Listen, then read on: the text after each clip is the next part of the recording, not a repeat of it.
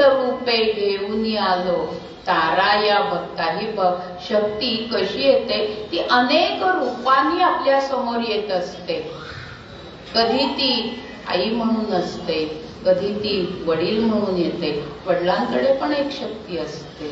आपल्याला वाटतं की ते बोलत नाहीत, त्यांच्या म्हणजे त्यांना काहीच कळत नाही. कितीतरी जणांचा ग्रह असाच असतो की वडील घरामध्ये काही बोलत नाहीत, त्यांना बोलायलाच नको असतं, त्यांना काही करायलाच नको असतं. आई आणि आम्हाला माता भगिनींना वाटतं जे काय करतो ते आम्हीच करतो. पण मंडळी, आम्ही करतो ते कुणाच्या पाठिंब्यामुळे करतो. आज मी इथे उभी आहे म्हणजे मी दुसऱ्या कोणाचं उदाहरण देणार नाही, मी माझंच उदाहरण देते की आज मी इथे उभी आहे ही कुणामुळे उभी आहे. माझ्या मागे कोणीतरी आहे ना, कुठली तरी शक्ती आहे ना.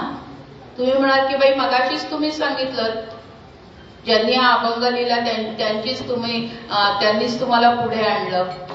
त्यांनी पुढे आणलं हे 100% बरोबर आहे. पण त्यांनी पुढे आणलं तरी घरातल्यांनी मला पुढे येऊ दिलं पाहिजे ना. ते कोण करतं काम, तर ते माझे घरातले करतात. ती शक्ती जी आहे ना, त्या शक्तीला जगामध्ये खरंच तोड नसते मंडळी. आम्हाला असं वाटतं की फक्त आमचं आम्ही करतो, आम्ही काही करत नाही. कुठलंही काम असू दे. आणि म्हणून त्या शक्तीची उपासना करण्यासाठी आपल्याकडे वर्षामध्ये हा जो 9 दिवसाचा उत्सव केला जातो, तो 9 दिवसाचा उत्सव ही म्हणजे त्या शक्तीची उपासना आहे. आणि म्हणून ती शक्ती पूर्वी होती, आता आहे. म्हणजे असं म्हटलं जातं, जेव्हा नव्हते चराचर तेव्हा होते पंढरपूर.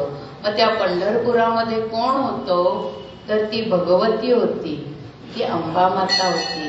आणि ती होती म्हणून आज आम्हाला त्या पंढरपूरचं महत्व कळतंय, महात्म्य कळतंय. आणि हेच सांगताना पूर्वपद्यामध्ये आपल्याला अभंगकार सांगतात, जन हो शक्ती ही देवता